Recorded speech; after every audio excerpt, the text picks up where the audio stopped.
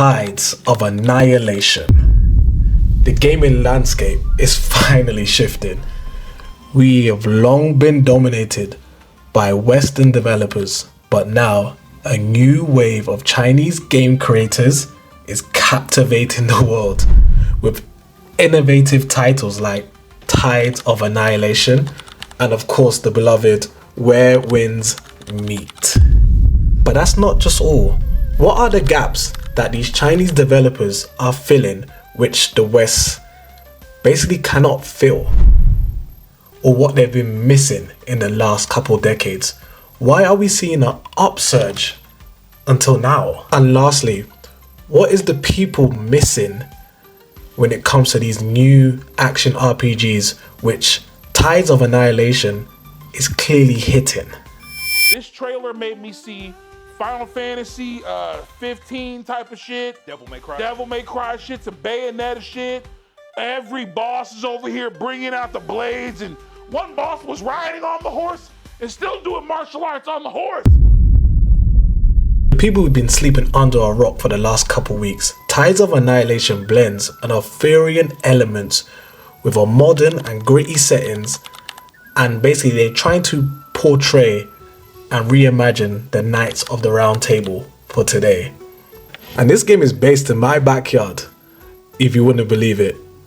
Basically South London. But yes, it's based in London, which is a very interesting way to do this game, which I'm happy to see. And voiced by the Titan herself, Jennifer English. For the people who don't know who Jennifer English is by now, she's been in Baldur's Gate 3 and Expedition 33. So I am one of those guys. When I heard Jennifer English was going to be on this game, I was already sold. When we think Shadowheart, we must also think Jennifer English. And when we think Jennifer English, we must also think Best Performer according to the Joystick Awards. And this new Chinese studio is basically called Eclipse Glow Games, which if you guys don't already know, they specialize in these sort of action fantasy RPGs. And from what I could see by looking at all the trailers and all the sort of breakdowns online, it definitely does seem like it does give a lot of heavy inspiration for the Final Fantasy 16 gameplays, especially with the boss fights with like Clive and Joshua, especially when you got Ifrit fighting Phoenix.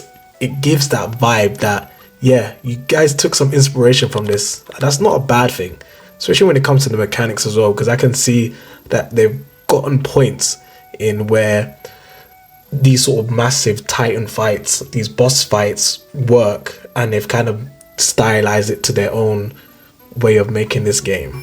You know what? I think it looks amazing, right?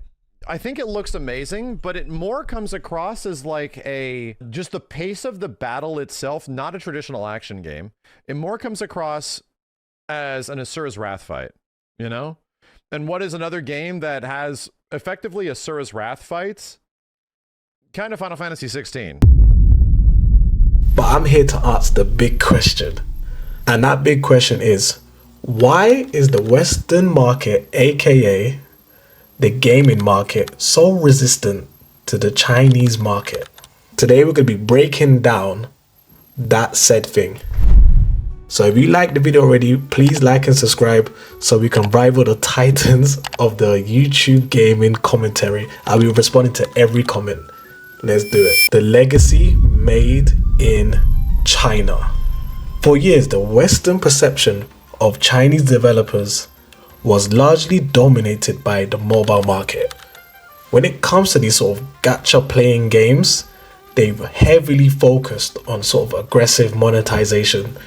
If you're a fan of like Genshin Impact and the sort of Hoyoverse games, you will notice that, yeah, you can play the game without spending any money, of course, but they really love to kind of pivot your way to your wallet somehow, even if it comes to cool sort of skins, interesting characters every season, and just making you psychologically want to upgrade your characters. They really master the philosophy of the FOMO.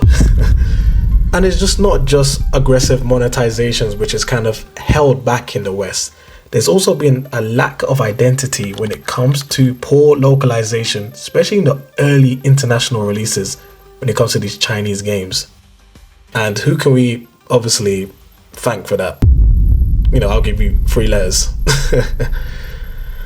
And lastly, the government oversight of censorship concerns.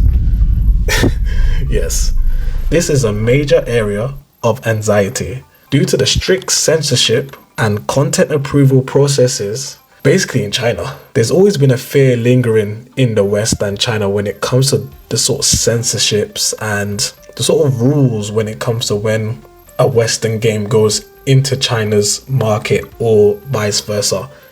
And you guys can probably see it when you watch anime or play certain games, when you see a sort of visual sort of aspect get censored for XYZ reasons, or when it comes to certain topics where the game won't even be in the country just because of, maybe China's censorship or their sort of rules when it comes to expressing said thing in this sort of media. So what can we take from this?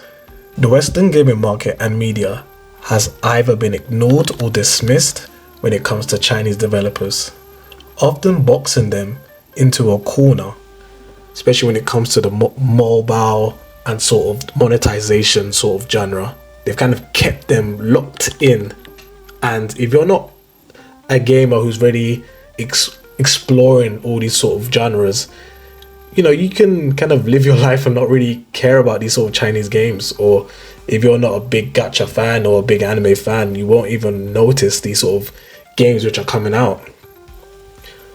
But not Tides of Annihilation and Where Winds Meet. They've proved that the perception is dying. But what do you guys think? Are you guys ready for the next wave of Chinese games? Tides of Annihilation is definitely on my list.